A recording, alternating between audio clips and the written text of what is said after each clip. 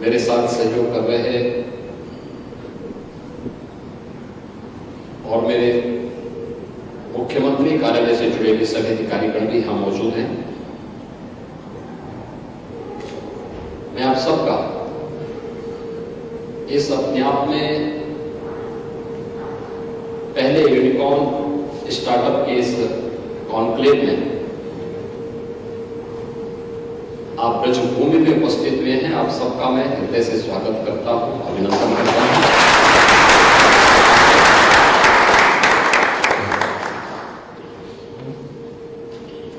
मैं इसे स्टार्टअप की दुनिया का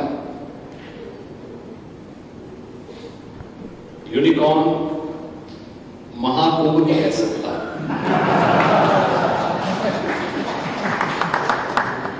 क्योंकि इस समय कुंभ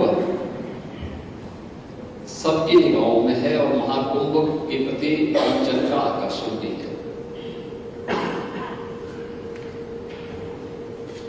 मेरे लिए महत्वपूर्ण इसलिए भी है क्योंकि आज जब मैं ब्रजभूमि में आया हूं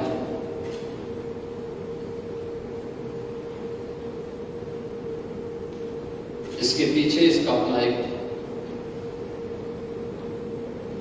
आध्यात्मिक और सांस्कृतिक समृद्ध पृष्ठभूमि रही है।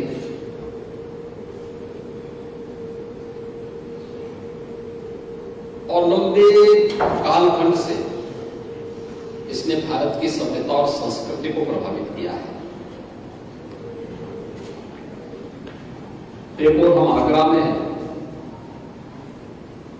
और दूसरी ओर मुझे कल ही प्रयागराज से आने का अवसर प्राप्त हुआ। आज पुनः इस कॉन्क्लेव के बाद मुझे पुनः प्रयागराज पहुंचना है। प्रयागराज महाकुंभ में अब तक 65 करोड़ श्रद्धालु आ चुके हैं।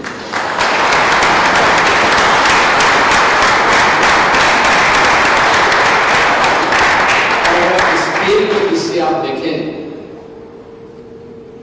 तो मुझे लगता है कि दुनिया के अंदर किसी भी आयोजन में आध्यात्मिक हो या किसी भी अन्य टूरिज्म के पर्पज से ही क्यों न हो, उस कार्यक्रम में, उस समारोह में इतनी बड़ी संख्या में एक निश्चित कालखंड के दौरान लोगों का जमा होना और उस आयोजन के प्रति श्रद्धा भाव के साथ एकजुट होना, यह अपने आप में इस सदी की दुर्लभतम घटनाओं में से एक है। और वह भी उत्तर प्रदेश में हमारी सरकार को आयोजित करने का अवसर प्राप्त हो रहा है। तो एक और प्रयागराज की धरती में जब हम कुंभ की बात करते हैं तो महाकुंभ या कुंभ का इतिहास हमें इस बात को सोचने के लिए मजबूर करता है कि भारत की ऋषि परंपरा में भारत के अंदर 4 महत्वपूर्ण स्थानों पर इन आयोजनों को प्राचीन काल से ही आयोजित करने की एक व्यवस्था दी है, जिसमें उत्तर प्रदेश के प्रयागराज में, उत्तराखंड के हरिद्वार में, मध्य प्रदेश के उज्जैन में और महाराष्ट्र के नासिक त्र्यंबकेश्वर में ये 4 पवित्र आयोजन होते हैं। भारत की ऋषि परंपरा इस बात को के बारे में बहुत पहले से ही उनके मन में ये बात जरूर रही होगी कि एक समय ऐसा भी आएगा जब व्यक्ति अपनी परंपरा और अपनी संस्कृति से कुछ कटा हुआ महसूस करेगा, तो उन स्थितियों में उन्हें जोड़ने का एक माध्यम बनेगा। और उन्होंने इन सभी आयोजनों को एक धार्मिक और आध्यात्मिक आयोजन के साथ जोड़ा। ये धार्मिक और आध्यात्मिक आयोजन तो थे ही, क्योंकि भारत प्राचीन काल से गुरुकुलों की परंपरा के साथ जुड़ा हुआ था। आपने इस बात को देखा होगा, इस बात को महसूस करते होंगे कि प्रभु श्री राम जब दंडकारण्य में जाते हैं, 14 वर्ष का उन्हें वनवास होता है, वे चित्रकूट में जाते हैं। चित्रकूट में 14 वर्ष में से 12 वर्ष उन्होंने व्यतीत किए, लेकिन उनकी समझ में नहीं आया कि मेरे वनवास का उद्देश्य क्या था। वनवास का उद्देश्य क्या है, यह समझने के लिए वे महसूस किए कि मैंने तो 14 वर्ष में से 12 वर्ष का समय तो ऐसे व्यतीत कर दिया है, लेकिन उद्देश्य है क्या? तो उन्होंने कहा नहीं, उद्देश्य छुपा हुआ है। वो कहां है? वो दंडकारण्य में। दंडकारण्य की जब बात हुई तो उनके सामने दोनों बातें सामने आई। एक कि ऋषि मुनि यहां तपस्या कर रहे हैं, लेकिन साथ साथ राक्षस भी उनका वध कर रहे हैं। यहां जनजीवन अस्त व्यस्त है। अस्त व्यस्त होने के पीछे के कारणों को जब उन्होंने ढूंढा तो उन्होंने पाया कि भारत की ज्ञान की परंपरा के प्रति दुराग्रह रखने वाले जो राक्षसी प्रवृत्ति है वह उन्हें बाधित करती है। और यह दृश्य उनके सामने तब भी आया था जब बक्सर में महर्षि विश्वामित्र के एक विशिष्ट यज्ञ के आयोजन में मारी, सुबाऊ और ताड़का जैसे राक्षस विघ्न बाधा पैदा करके उस आयोजन को बाधित कर गए थे। दंडकारण्य केवल एक ऋषि भूमि नहीं है, भारत की आध्यात्मिक और ज्ञान की परंपरा का प्रवाह भी है। और जैसे ही भगवान राम ने वहां प्रवेश किया तो संघर्ष प्रारंभ हो गया। आप मुझे बताइए कि अगर भगवान राम इन 14 वर्षों को चित्रकूट में ही व्यतीत करते हुए वापस आ गए होते तो अयोध्या के राजकुमार बन जाते, राजा बन जाते, इसमें कोई संदेह नहीं। लेकिन लोग पूज्य नहीं बन पाते। लोग पूज्य भी तब बने जब उन्होंने उत्तर से दक्षिण तक भारत की ज्ञान की परंपरा को निर्बाध रूप से आगे बढ़ने का एक अवसर दिया। और ज्ञान के इस प्रवाह को अगर आप देखें तो चारों स्थानों पर जो 4 महाकुंभ होते हैं 12-12 वर्ष के अंतराल में, कमोबेश 3 और 4 वर्ष के अंदर एक आयोजन किसी एक स्थल पर आयोजित होता है। ये वास्तव में भारत की चिंतन परंपरा को आगे बढ़ाने के ही आयोजन है। आध्यात्मिक और ज्ञान की परंपरा को चिंतन में बदलने और फिर इसको व्यवहारिक धरातल पर उतारने के लिए उत्तर, दक्षिण, पूर्व, पश्चिम से भारत की ऋषि परंपरा एकत्र होती थी, उन पर चिंतन करती थी, समाज के लिए गाइडलाइन तय करती थी, जो समय समय पर विभिन्न स्मृतियों के माध्यम से भी समाज के सामने है और फिर समाज उसका अनुसरण करता था। अब याद करिए, हर तीसरे चौथे वर्ष में एक इस प्रकार का बड़ा आयोजन होता है। भारत की ज्ञान की इस परंपरा को लिपिबद्ध किए हुए बहुत समय नहीं हुए। याद करना कि ये परंपरा पहली बार संहिताबद्ध होती है भगवान वेदव्यास के समय में, आज से 5000 वर्ष पहले। दुनिया की दृष्टि ये बहुत पुराना है, लेकिन हमारी दृष्टि बहुत अर्वाचीन है, यानी नया है। क्योंकि 5000 वर्ष पहले तो हमारा त्रेता युग, द्वापर यानी त्रेता का समापन था, द्वापर की शुरुआत थी, और द्वापर का समापन था और कली युग का प्रारंभ था। तो उससे पहले भी पूरा द्वापर चला गया, पूरा त्रेता चला गया, पूरा सतयुग चला गया। युगों की एक परंपरा और 7वां मनवंतर है, यानी एक लंबी परंपरा भारत की ऋषि इसको किस रूप में मानती रही है। तो अगर भारतीय संस्कृति की दृष्टि से, सनातन धर्म की संस्कृति की दृष्टि से देखेंगे तो ये अर्वाचीन है, लेकिन दुनिया की दृष्टि से देखेंगे तो 5000 वर्ष पुराना दुनिया के अंदर मुझे लगता है किसी का भी इतिहास आपको देखने को नहीं मिलेगा। ऐसे ही तमाम प्रकार के मंथन और इस प्रकार के चिंतन के कुछ अवसर और भी आए हैं, जिनमें नैमिषारण्य का नाम भी आता है। पहला जो पुराण भगवान वेदव्यास ने अपना रचा था वह श्रीमद् भागवत महापुराण रचा था, और 18 पुराण उपपुराण की न्यू उसी शैली से आगे रचे जाने हैं।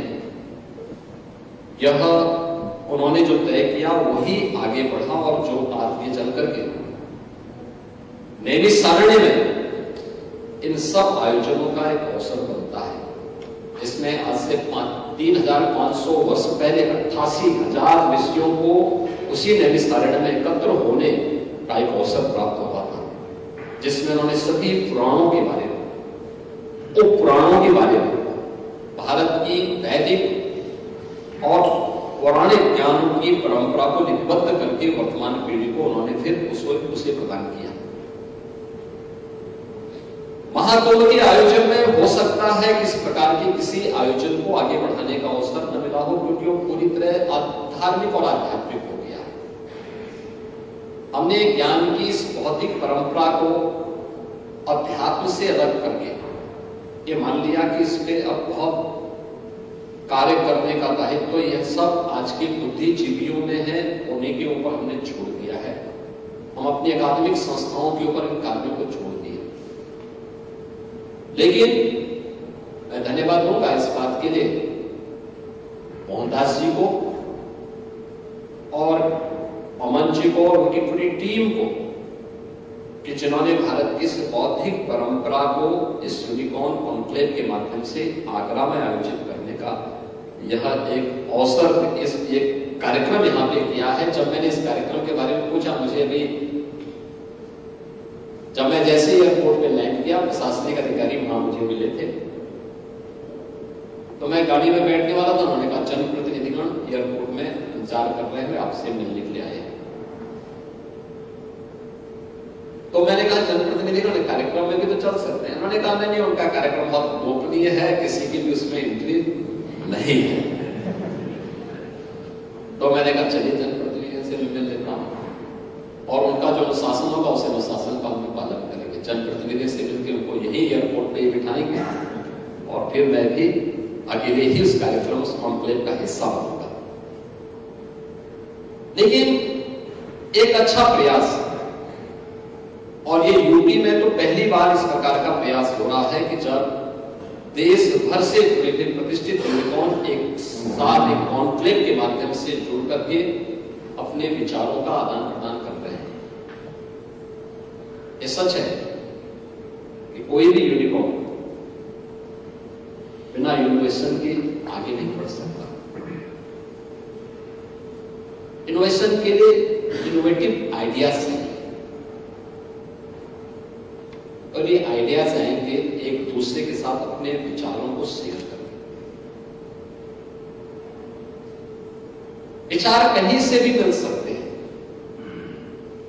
और ये विचार की परंपरा आज से नहीं, बहुत प्राचीन काल से। याद करिए,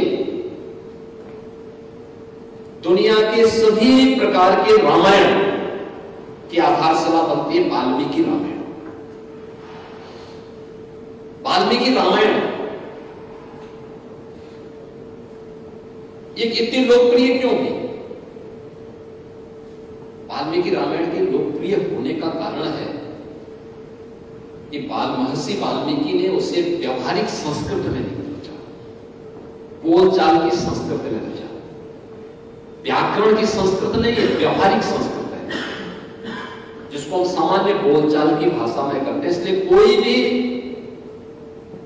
व्यक्ति भारतीय भाषा का जो जानकार हो, अगर उसे एक बार उस संस्कृत के बारे में नहीं भी जानता हो, लेकिन भारत की किसी भी भाषा को जानता होगा, अगर वह उसे एक बार ध्यान से उस वाल्मीकि रामायण को पढ़ेगा तो उसकी समझ में आ जाएगा कि वाल्मीकि जी क्या बोलना चाहते हैं,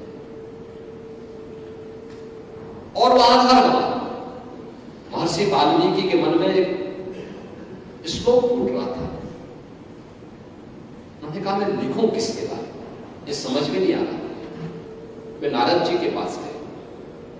उन्होंने कहा मेरे मन में एक श्लोक आ रहा है, लेकिन मैं उस श्लोक को एक ग्रंथ के रूप में रचूं तो किसको रचूं?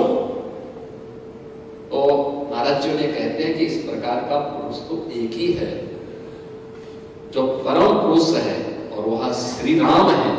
उनको आधार बना करके आप अपने इस ग्रंथ की रचना करें। आप मुझे बताइए कि अगर विचारों का आदान प्रदान नहीं होता तो क्या रामायण जैसा ग्रंथ हमारे सामने आ पाया होता? नहीं आ पाता। और मुझे लगता है कि आप लोगों का यहाँ पर एक दूसरे के साथ विचारों का शेयर करना यह किसी एक नई रामायण की रचना का आधारशिला भी बनने जा रहा है। आधारशिला बनने जा रहा है। यही भारत की परंपरा है। उत्तर प्रदेश जैसे राज्य की जब हम चर्चा करते हैं, मैं धन्यवाद दूंगा मोहन दास जी को भी, नचिकेता जी को भी और उनकी पूरी टीम को। उत्तर प्रदेश सरकार के साथ इन लोगों का इंटरेक्शन पिछले काफी दिनों से चल रहा है। लगातार ये लोग अपना उत्तर प्रदेश सरकार को अपने विचारों से भी अवगत कराते हैं। हमें पॉलिसी मेकिंग में कहां पर किस प्रकार के कदम उठाने चाहिए, तो प्रधानमंत्री मोदी जी के विजन को और उत्तर प्रदेश जैसे राज्य को $1 ट्रिलियन की इकोनॉमी बनाने के उनके विजन को हम प्रभावी ढंग से आगे बढ़ा सके। और मुझे लगा बहुत अच्छे ढंग से इन लोगों ने काफी व्यवहारिक धरातल पर कार्य किया है। और अपने अनुभव का लाभ जब लोग हमारी टीम को देते हैं, हमारी टीम प्रभावी ढंग से इसको आगे बढ़ाती है। स्टार्टअप की संस्कृति को एक नया आयाम मिला है जब प्रधानमंत्री के रूप में मोदी जी ने इस देश के अंदर कार्यभार ग्रहण किया। लोगों के मन में विश्वास पैदा हुआ।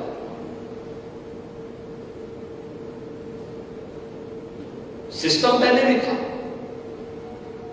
लेकिन लोगों के मन में सिस्टम के प्रति विश्वास नहीं था, क्योंकि स्वयं के प्रति जब विश्वास नहीं है तो सिस्टम के प्रति कैसे विश्वास होगा। और यही स्थिति दुर्भाग्य से देश के अंदर 2014 के पहले बनी रही थी। लोग एक दूसरे पे विश्वास नहीं करते थे, स्वयं पे विश्वास नहीं करते थे, देश के सिस्टम पे उनका विश्वास उड़ सा चुका था। और उस समय उन्होंने startup India, stand up India और मेड इन इंडिया की एक नई भावना को आगे बढ़ाया। आज आप देखते होंगे देश के अंदर इस दिशा में बहुत अच्छे कदम उठाए गए। भारत सरकार ने इस दिशा में नए क्रांतिकारी कदम उठाए और उन्होंने इस मुद्दे पर हमेशा युवाओं को प्रोत्साहित किया। और मुझे लगता है आप में से बहुत सारे युवक ऐसे होंगे जिन्होंने स्टार्टअप इंडिया से बहुत कुछ सीखा होगा, जाना होगा, स्टैंड अप इंडिया से बहुत कुछ सीखा होगा। और उस जो उन्होंने उस समय बात कही थी युवाओं के बारे में कि हमारा युवा अब जॉब सीकर नहीं बल्कि जॉब क्रिएटर बनेगा और स्टार्टअप इंडिया इसका आधार बनेगा। और स्टार्टअप इंडिया देखते ही देखते पूरे देश ही नहीं दुनिया के अंदर छाता हुआ दिखाई दिया। आज हमारे पास पूरे देश के अंदर अनेक यूनिकॉर्न है। उत्तर प्रदेश ने जो कदम उठाए हैं आदरणीय प्रधानमंत्री जी के निर्देशन में 14,000 से अधिक स्टार्टअप्स अकेले यूपी में, और इनमें से लगभग 7,000 ऐसे हैं जिनको केवल महिलाएं लीड कर रही हैं अलग अलग क्षेत्रों में। और मेरा मानना है कि ये केवल फिनटेक में ही नहीं है, जीवन के अलग अलग फील्ड में इन्होंने कुछ नया करके दिखाया है। हम बहुत चक हैं कि यूपी जैसे राज्य में फिजिक्स वाला में भी एक यूनिकॉर्न बन गया।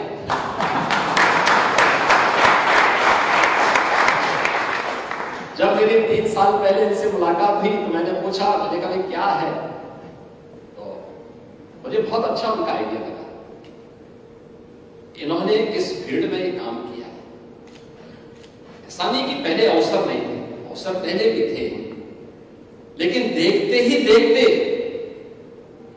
यूपी के प्रतियोगी छात्रों ने और स्कूली छात्रों ने उसको हाथों हाथ लिया। आज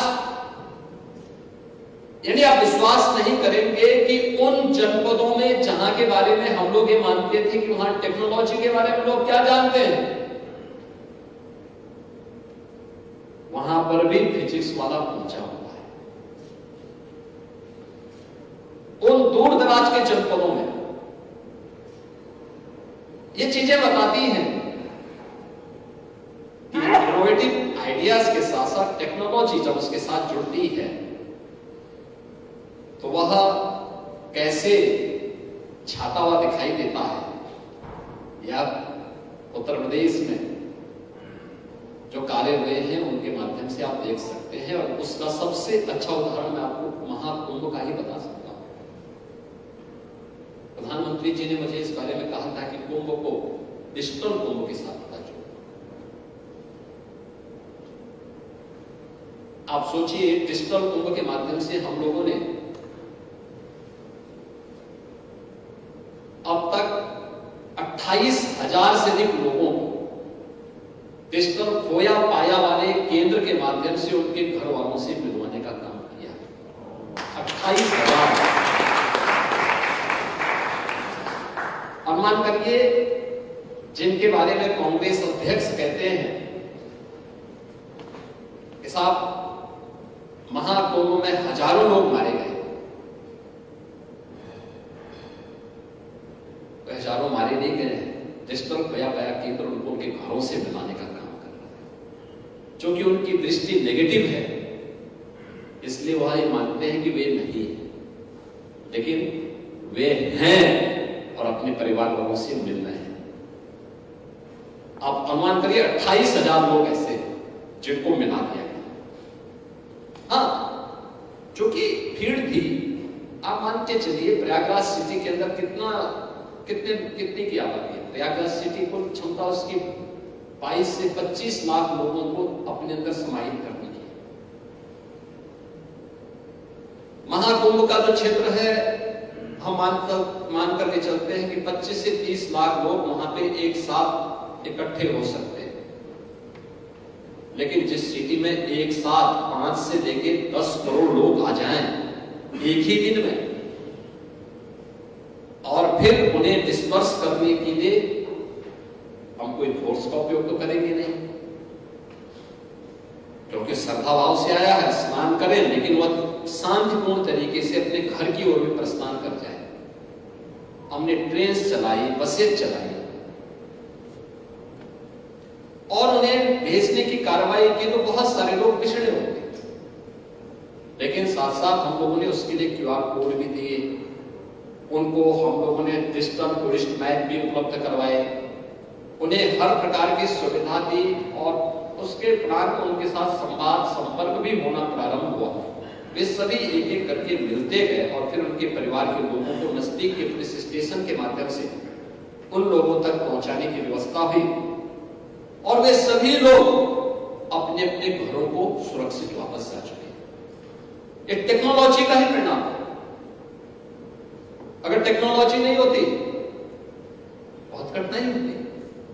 प्रयागराज की एक घटना तो ऐसी भी है जिसमें एक व्यक्ति अपने घर से निकल गया, वो जिद कर रहा था कि नहीं, मैं किसी भी स्थिति में मौनी अमावस्या के दिन संगम में ही मुझे स्नान करना, मुहूर्त होने पर। अचानक रात्रि में 1 और 2 बजे के बीच में एक स्टैम्पेड की घटना घटित होती है, कुछ लोगों की दुर्भाग्यपूर्ण मौत होती है। तो घर वालों ने और मोहल्ले वालों ने समझ दिया कि वह व्यक्ति भी मर गया होगा, लेकिन वो मरा नहीं था। तो घर से जिद करके गया था और भंडारे जगह जगह लगे थे, तो भंडारे खाने में मस्त था। 13वें दिन घर के लोगों ने, मोहल्ले के लोगों ने उसकी 13वीं की तैयारी कर दी और तब तक वो सांझ से ई रिक्शा में बैठकर अपने घर पहुंच गया। और अपने घर पहुंचता है, लोग देख के बहुत चढ़ते कि क्या ये वही है? कहा कि भाई कहां थे अब 12 दिन? उसने कहा कि तुम बता, इतना अच्छा खाना पीने की व्यवस्था थी, खा पी करके वापस आ रहा हूं। उससे पूछा ये सब क्या है? कहा कि ये सब तुम्हारे लिए आयोजन किया जा रहा था। तो उसने कहा मैं तो जीवित हूं। आप आश्चर्य करके इस प्रकार के दृश्य हुए। लेकिन महाकुंभ के स्केल को महाकुंभ में जाकर के ही अनुमान लगाया जा सकता है। ऐसे ही स्टार्टअप की दुनिया है। एक विचारों का आदान प्रदान आपका बहुत महत्वपूर्ण है। और यूपी जैसे राज्य की दृष्टि अगर आपको मैं बताऊं, अभी ई व्हीकल के बारे में चर्चा हो रही थी, मोहनदास जी कह रहे थे, और मैं आपको बताना चाहूंगा उत्तर प्रदेश में हम लोगों ने इलेक्ट्रिक बसेज अपने सभी 17 सिटीज में प्रारंभ की। पब्लिक का इतना पॉजिटिव रिस्पांस है, अनुमान यानी उसका अनुमान नहीं लगाया जा सकता। एक बार उन लोगों से पूछे, मैंने जब गोरखपुर और अयोध्या में से लॉन्च किया तो मैंने लोगों से पूछना प्रारंभ किया। तो अयोध्या से तो लोगों का उतना इंटरेक्शन नहीं था, मैं जाता था कुछ लोगों से मिलने के आ जाता, लेकिन गोरखपुर मेरा संसदीय क्षेत्र रहा है, मैं वहीं से एमएलए भी हूं, तो वहां के लोग साहब इसको केवल सिटी के अंदर मत करिए, सिटी से दूर भी लेके जाइए। पहले मैंने 5 बसेज वहां रखी, फिर उसे 15 की गई, फिर 25 की गई, फिर 40 की गई और उसकी डिमांड बढ़ती गई। यानी सिटी से 25-30 किलोमीटर की दूरी पर के रेडियस में सभी महत्वपूर्ण कस्बों से होकर के वह गोरखपुर आ रही है और बहुत सफलतापूर्वक संचालित हो रही है। मैंने उत्तर प्रदेश परिवहन विभाग को भी कहा, मैंने कहा ये काम करो कि प्रदेश के अंदर हर गांव को इलेक्ट्रिक व्हीकल से जोड़ने की कार्रवाई, इलेक्ट्रिक बस सेवा से जोड़ने का काम, क्योंकि अब तो उसका बैकअप भी अच्छा है, 300 किलोमीटर का वह दूरी तय कर लेती है। और हम लोगों ने इसके लिए पॉलिसी भी बनाई है कि अगर उत्तर प्रदेश के अंदर कोई इलेक्ट्रिक व्हीकल की मैन्युफैक्चरिंग करता है, इसका प्रोडक्शन करता है, तो हम पर बस 20 लाख रुपए स्टेट गवर्नमेंट की तरफ से उसको देंगे और अन्य प्रकार की सुविधाएं देंगे। कोई टैक्स नहीं दिया जा रहा है उसमें, वह इलेक्ट्रिक बस सेवा दे यहाँ पर यूपी के अंदर। और बहुत अच्छी पॉलिसी हमने यहाँ पर दी है। इसमें हमारे पास कुछ प्रस्ताव आए हैं। मेरा मानना है कि अगले 3-4 महीने में हम लोग उत्तर प्रदेश के अंदर इलेक्ट्रिक व्हीकल की जो पॉलिसी है उसके अंतर्गत इलेक्ट्रिक व्हीकल के प्रोडक्शन के कार्यक्रम को भी आगे बढ़ा चुके हैं। एक बड़ा निवेश एफडीआई का है, वह यूपी के अंदर हिंदुजा ग्रुप ने लखनऊ में प्रारंभ कर दिया। मेरा यह मानना है कि अकेले यूपी को 1.5 लाख बसें चाहिए, और जो भी आएगा उसके सामने एक खुला मार्केट है। देश के अंदर सबसे अधिक इलेक्ट्रिक व्हीकल वर्तमान में यूपी के पास है। और कितनी डिमांड है, कितने जॉब दे रहा है, एक नई संभावना उसमें बन सकती है। एग्रीकल्चर के क्षेत्र में, एग्रीटेक के मामले में हम लोग कार्य कर रहे हैं। हमने इसके लिए 4000 करोड़ रुपए का अपना एक फंड भी क्रिएट किया है। और मेरा यह मानना है कि उत्तर प्रदेश के अंदर, उत्तर प्रदेश वर्तमान में खाद्यान्न उत्पादन में देश में नंबर 1 पर है, गन्ना उत्पादन में नंबर 1 पर है, शुगर उत्पादन में नंबर 1 पर है, इथेनॉल उत्पादन में भी नंबर 1 पर है। मेरा यह मानना मानना है जितना वर्तमान में हम उत्पादन कर रहे हैं उत्तर प्रदेश की धरती में, इससे 3 गुना अधिक उत्पादन करने की सामर्थ्य है, क्योंकि सबसे फर्टाइल लैंड हमारे पास है, सबसे अच्छा जल संसाधन हमारे पास है, अच्छी कनेक्टिविटी है, अच्छा मार्केट भी है। हम थोड़ा भी उसको और प्रोत्साहित कर सके। यानी यह स्थिति तब है जब अभी हमारे सभी किसानों को अच्छा बीज मिलने में कठिनाई होती है, मार्केट की कठिनाई होती है, एफपीओज उस मजबूती के साथ अभी कार्य करना प्रारंभ नहीं कर पाए, वेयर हाउस की कमी है। ये सभी चीजें अगर वहां पर उनको उपलब्ध करा दिया जाए और फूड प्रोसेसिंग के साथ और एक्सपोर्ट के साथ हम जोड़ दें, ये क्षमता वर्तमान क्षमता से 3 गुना अधिक बढ़ सकती है। और ये सामर्थ्य हम लोगों ने स्वयं भी देखी है। मैं आपको एक छोटा सा उदाहरण बताता हूं। मुझे गोरखपुर में खेती भी देखनी पड़ती है, क्योंकि मैं मंदिर में भंडारा चलाता हूं। भोजन सबको फ्री मिले, लोग आते हैं, बड़ी संख्या में आते हैं, 5000, 7000, 10,000 लोग वहां के भंडारे में भोजन पाते हैं। लेकिन ये मार्केट से कम मंदिर की खेती से सारा सामग्री आती है।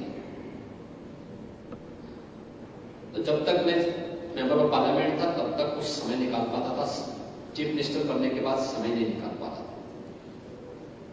खेती का प्रोडक्शन काफी नीचे आ गया। मैंने स्वयं ध्यान देना प्रारंभ किया। 3 वर्ष पहले गन्ना जो वहां पे उत्पादन हो रहा था वह लगभग यानी 2020 तक वह घट करके 6000 कुंटल आ गया था। मैं उसके बाद पीछे पड़ा, मैंने कभी नहीं, बीज क्या है, कब बोया जा रहा है, कब सिंचाई हो रही है, कब उसमें मिट्टी चल रही है, इनको मैंने यहीं से देखना प्रारंभ किया और वक्तों से बैठ करके बातचीत करके लोगों को करना शुरू किया। परिणाम क्या है? इस बार में जब पूछ रहा था, आज सुबह ही जब रिपोर्ट ले रहा था तो मुझे बताया गया सब 18,000 कुंटल गन्ना वहां पे लगा। मैंने बताया ना कि 3 गुना अधिक सामर्थ्य यहाँ की खेती रखती है। वर्तमान में जितना प्रोडक्शन हो रहा है उससे 3 गुना हम आसानी से ले सकते हैं। और एग्रीकल्चर के फील्ड में ये है, एजुकेशन में फिजिक्स वाला आपके सामने एक उदाहरण है, मेडिकल के फील्ड में मैं लगातार कह रहा हूं 1 डिस्ट्रिक्ट 1 मेडिकल कॉलेज की दिशा में हम आगे बढ़ चुके हैं। लगभग अब हमारे 6 जिले ऐसे बचे हैं जहां कोई मेडिकल कॉलेज नहीं है, जिसके लिए हमने नई पॉलिसी लेकर के आए। लेकिन ग्रामीण क्षेत्र में हमारे पास पीएससी हैं, सीएससीज भी हैं, एक्सपर्ट डॉक्टर की कमी है। हमने जिलाधिकारियों को इस बारे में कहा है कि भाई आप वॉक इन इंटरव्यू के माध्यम से उनको सिलेक्शन करके नियुक्ति पत्र जारी करिए। लेकिन तब भी लोग आते हैं, इंटरव्यू भी देते हैं, सिलेक्शन भी होता है, ज्वाइन भी करते हैं, लेकिन नौकरी के लिए गांव में नहीं जाना चाहते। मैंने बहुत बार कहा, मैंने कहा टेली कंसल्टेशन सुविधा प्रारंभ, ये अपने आप में बहुत बड़ा कार्य हो सकता है। अगर वर्चुअली कोचिंग क्लासेस चल सकती हैं तो टेली कंसल्टेशन के माध्यम से भी हम ये सुविधा मेडिकल के फील्ड में भी दे सकते हैं और बहुत अच्छा दे सकते हैं, बहुत अच्छा दे सकते हैं। उसका मैं एक एग्जाम्पल आपको देता हूं। कोरोना काल में जब कोविड-19 की महामारी आई थी, कोविड-19 की महामारी के दौरान प्रधानमंत्री जी का आया कि भाई हर जिले में आईसीयू के बेड्स होने चाहिए। देखिए फर्स्ट पेज में उन्होंने बताया, बहुत दूरदर्शिता के बाद उन्होंने इस बारे में कहा, उन्होंने कहा हर जिले में होने चाहिए। दूसरा उन्होंने मुझसे कहा कि कोविड टेस्ट की लैब्स आप बढ़ाइए। मैं बताऊं कि जब कोविड की जांच प्रारंभ हुई तो हमारे पास कोविड जांच के लिए केवल 100 टेस्ट हम करने की सामर्थ्य थी केजीएमयू में। मैंने जब अपने अपर मुख्य सचिव से कहा तो प्रिंसिपल सेक्रेटरी से कहा, उस समय हम लगे थे, मैंने कहा ये 100 बहुत कम है, इसको बढ़ा करके 1000 कर दिया। उन्होंने कहा साहब कोई आवश्यकता नहीं है। हमने कहा इसका संक्रमण जिस तेजी के साथ हो रहा है, कैसी बात कर रहे हैं, आप कर दीजिए, पैसा आपको अपने पास से नहीं देना, पैसा हम दे रहे हैं, सरकार पैसा दे रही है, आप इसको 1000 करिए। खैर उनके मना कर, उन्होंने पहले ना में जवाब दिया, लेकिन बाद में उन्होंने तैयारी की और 1000 टेस्ट की क्षमता उन्होंने विकसित की। जैसे उन्होंने मुझे रिपोर्ट किया कि 1000 की हमारी लैब्स तैयार हो गई हैं, मैंने कहा इसको 10,000 कर दीजिए। उन्होंने कहा सब कोई आवश्यकता नहीं। मैंने कहा करिए ना, मैं बोलूंगा। उन्होंने 10,000 की। मैंने उसी दिन कहा, मैंने उसको 1 लाख तक पहुंचा दिया। अरे आप क्या बोल, मैंने कहा मैंने आपसे कहा था आप 100 पे आप संतुष्ट थे, मैंने कहा था 1000 करिए। मैंने कहा 1000 की आवश्यकता है। मैंने 10,000 कहा, 10,000 टेस्ट हो रहे और सब जगह जा रहे हैं टेस्ट। मैंने कहा 1 लाख करिए, ये समय आने वाला है। और आप आश्चर्य करेंगे कि मैंने उसको बढ़ा करके 5 लाख टेस्ट प्रतिदिन करने की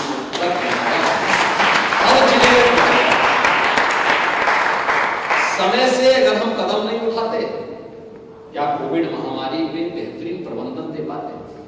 नहीं दे पाते। तो प्रधानमंत्री मोदी जी ने पहले चरण में कहा था कि हर जिले में आईसीयू के 10-10 बेड बनाए जाए। मैंने जांच की तो 36 जनपद हमारे ऐसे थे जिनमें एक भी बेड नहीं था, एक भी बेड नहीं था। तो नौकरशाही से जैसे जवाब आता, उन्होंने कहा साहब इसकी आवश्यकता क्या है? हमने कहा भी देखो, कुछ सोच समझ करके प्रधानमंत्री जी ने कहा होगा, आप इसकी तैयारी करिए। उन्होंने कहा इतना मैन पावर कहां से लाएंगे? मैंने कहा भाई एनेस्थेटिक तो हर जिले में 1-1, 2-2 तो होंगे, उनको बुलाओ और पहले हम उनको SCPGI, उत्तर प्रदेश का सबसे अच्छा चिकित्सा संस्थान है, मैंने कहा SCPGI में हम उनको एक मास्टर ट्रेनर बनाएंगे। मैंने 10 दिन की ट्रेनिंग उनकी रखवा दी, हर जिले से बुलवाते थे। और फिर SCPGI, KGMU और RML, इन 3 संस्थान जो लखनऊ में है, तीनों संस्थानों से मैंने कहा कि काम करो, शाम को 5 बजे से 6 बजे के बीच प्रतिदिन अलग अलग जनपद मैंने उनको आवंटित किए और उनको कहा कि भाई आपको वर्चुअल आईसीयू के रूप में इनको गाइड करना, और उन जनपदों में अगर कोई समस्या होगी तो आपको फिजिकली वहां पहुंचना है। आपको जो चाहिए, आपको स्टेट प्लेन चाहिए, स्टेट प्लेन मिलेगा, आपको हेलीकॉप्टर की सुविधा चाहिए, हेलीकॉप्टर मिलेगा, जो चाहिए आपको मैं सुविधा दूंगा, लेकिन वहां फिजिकली भी जाना पड़ेगा।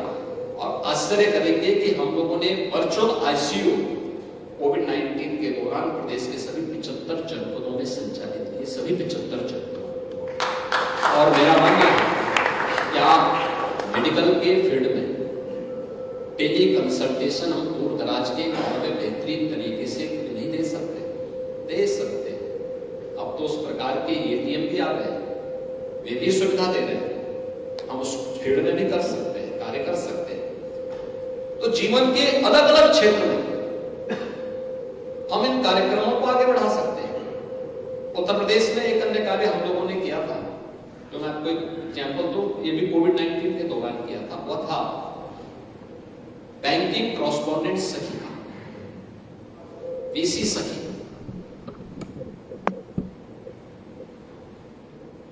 ये कहां से कार्य प्रारंभ होता है?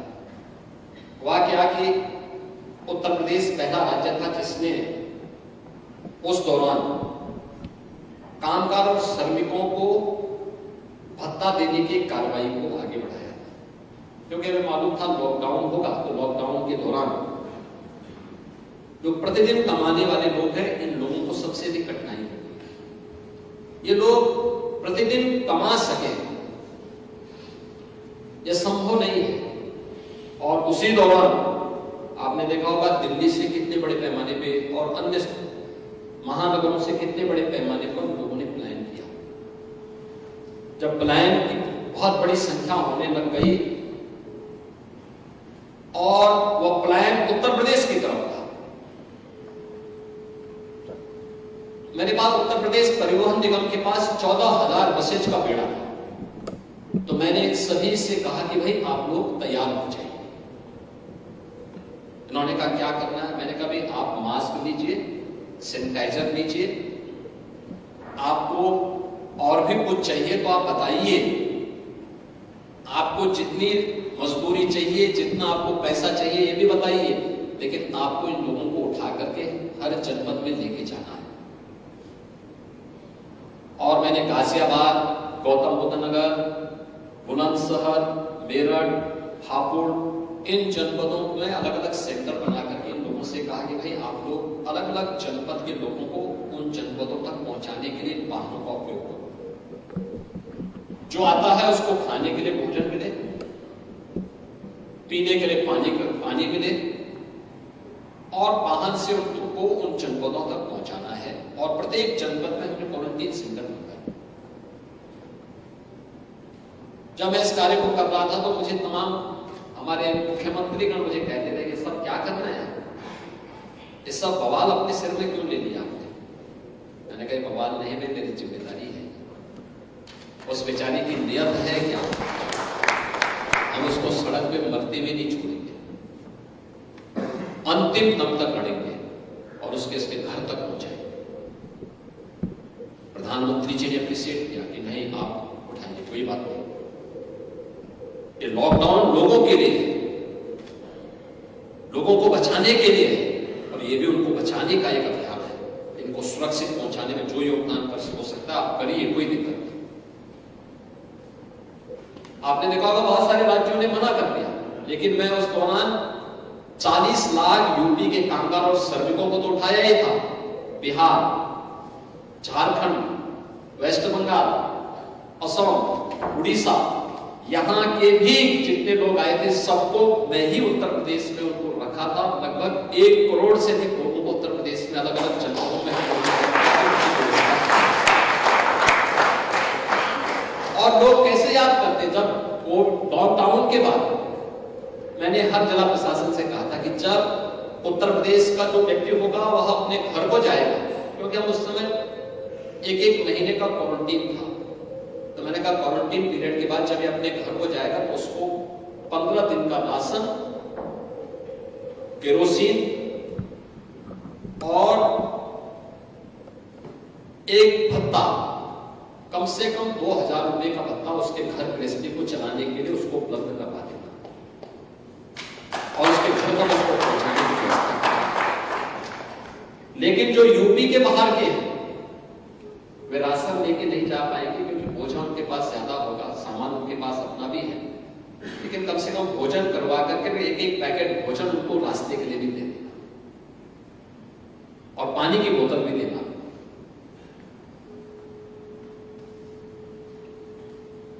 कोविड-19 के तत्काल बाद आपने देखा होगा जब 2020 में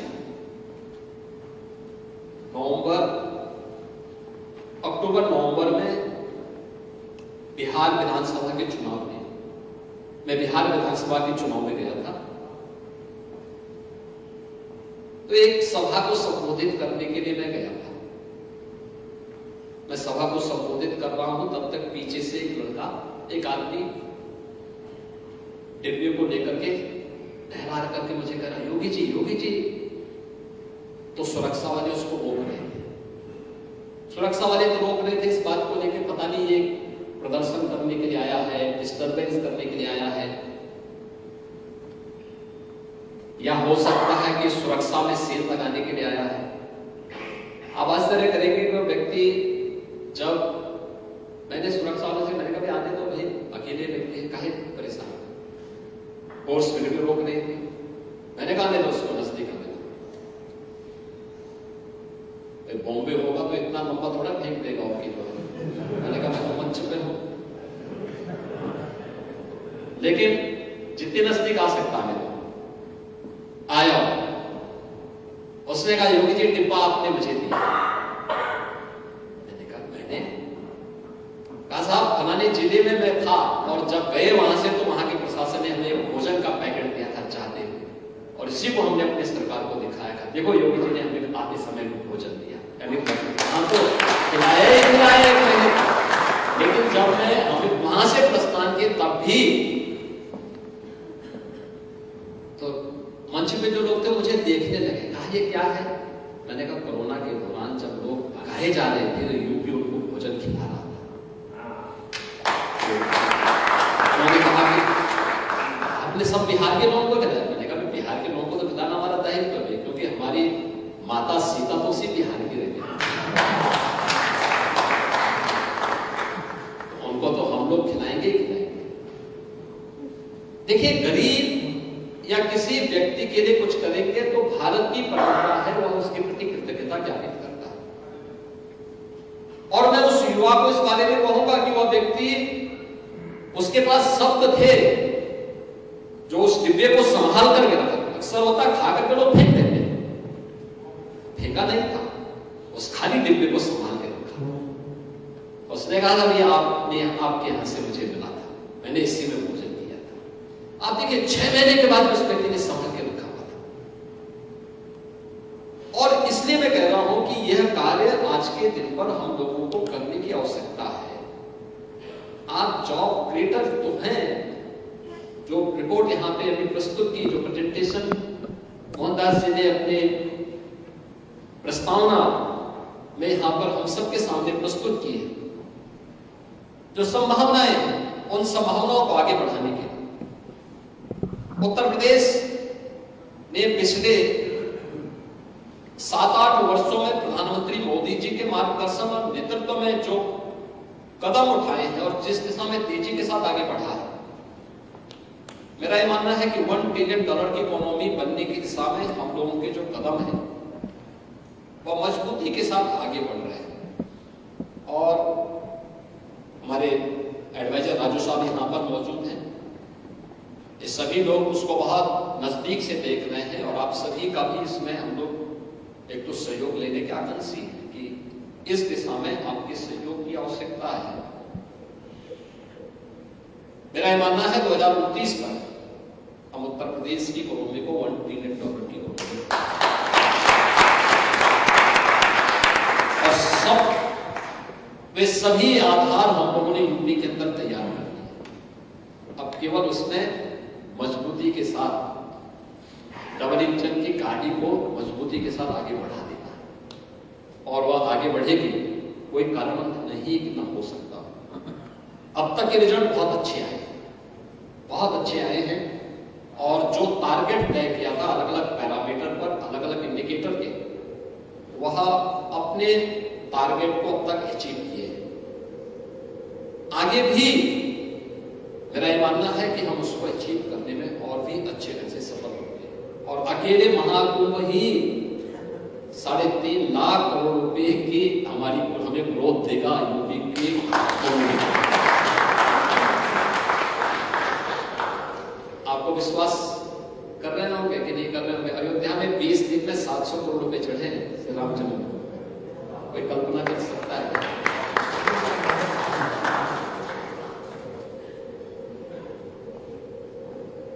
एक एग्जाम्पल मैं प्रयागराज का आपको दे रहा हूं। नवंबर में हमें एक प्रस्ताव मिला था प्रयागराज में, एक सज्जन ने कहा कि साहब मैं यहाँ 12 ज्योतिर्लिंगों का एक रेप्लिका तैयार करना चाहता हूं, हमें लैंड दे दीजिए। नगर निगम से कहा गया कि भाई देखो विचार करो, 2 शर्तें रखी गई। एक, रेप्लिका तैयार होगी तो प्रधानमंत्री जी जिस पर ध्यान देते हैं कि कोई भी, यानी जितना भी वेस्ट है, ये वेस्ट नहीं, वेस्ट को वेल्थ में बदलने की, तो ये शर्त हुआ कि भाई जितना भी रॉ मटेरियल स्टील का स्क्रैप जितना भी होगा, इससे रेप्लिका तैयार होनी चाहिए, इससे और प्लास्टिक से। सहमत था।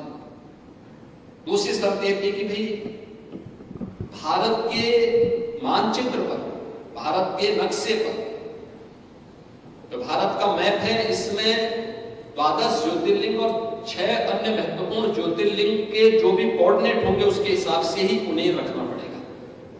उसने दोनों शर्तें स्वीकार की। जनवरी फर्स्ट वीक में उसने तैयार किया, 14 करोड़ रुपए उसने इन्वेस्ट किए। जनवरी फर्स्ट वीक में उसने तैयार किया, मैं गया, मैंने उसको उद्घाटन किया, मैंने देखा नहीं। उसने केवल रेप्लिका तैयार की और एक वीडियो, ऑडियो वीडियो के माध्यम से उसने उस ज्योतिर्लिंग के बारे में विस्तार से वहां पर प्रस्तुत किया। हर एक ज्योतिर्लिंग के पास उस ज्योतिर्लिंग के बारे में, महाकाल के बारे में, काशी विश्वनाथ के बारे में, केदारपुरी के बारे में, सब जगह 5 फरवरी को प्रधानमंत्री मोदी जी आए। संजोग से उसके 2 दिन पहले भी मैं प्रयागराज में था, तो मैंने पूछा वहां पे, मैंने कहा क्या रिजल्ट है उसका शिवालिक पार्क का। उसका नाम शिवालिक पार्क है। 10 जनवरी से 31 जनवरी के बीच 21 दिन उसका जो प्रॉफिट था वो 200 गुना था। यानी 14 करोड़ तो अपना कमा ही लिया, 14 करोड़ की कमाई नगर निगम को भी दे दी।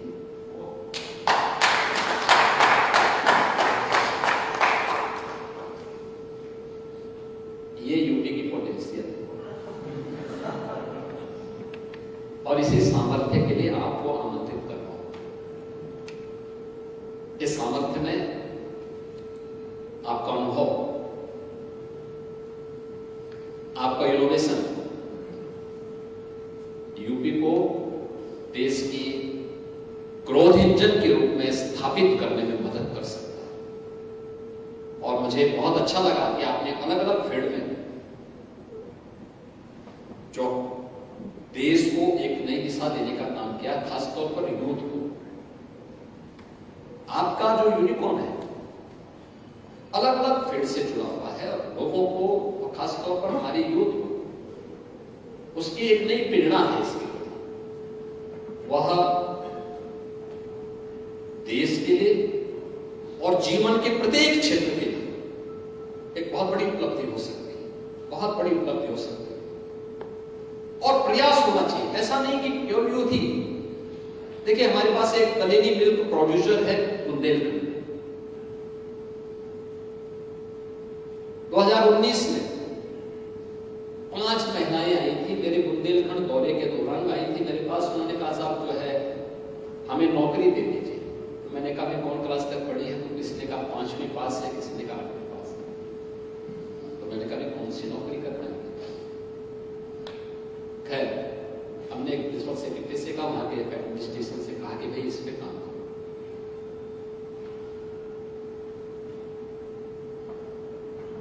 वहां की कुछ पैसा अगर राज्य सरकार से हम दें और एक मिल्क प्रोड्यूसर का गठन करते हुए ये लोग कार्य प्रारंभ करें कि ट्रेनिंग हो जाए, इस कार्य प्रारंभ करें।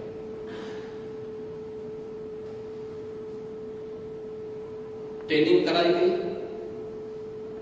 उन्होंने कार्य करना प्रारंभ किया। आप आश्चर्य करेंगे कि उनका टर्नओवर इस समय 1500 करोड़ का है।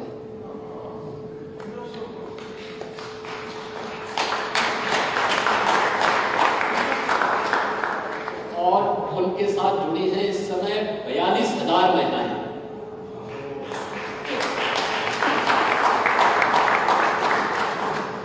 और उससे भी अच्छा काम कर रही है आगरा के अंदर ही एक मिल्क प्रोड्यूसर। ये बाद में अभी हमने 2 साल पहले प्रारंभ किया है, उससे बेहतरीन उसका प्रदर्शन।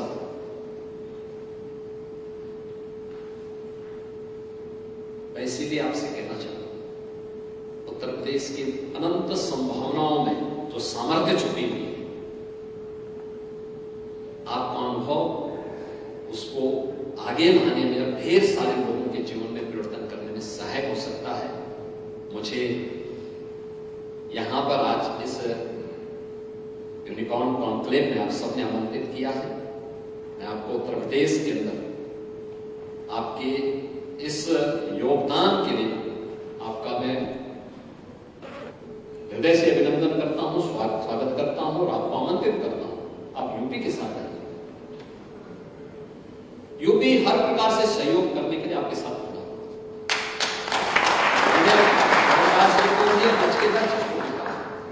नचकेता जी दोपहर हमारे पूरी टीम का हिस्सा बनने जा रहे हैं। महाकुंभ कामों में व्यस्तता के कारण हमारी पूरी टीम इस समय महाकुंभ के आयोजन के साथ जुटी हुई थी, लेकिन अब उनको हम वहां से थोड़ा सा निकाल रहे हैं कि नहीं, वहां से हट करके आप राज्य की उस ओर ध्यान देना शुरू करिए। और मैं चाहूंगा कि इस दिशा में बहुत कुछ यूपी के अंदर हो सकता है।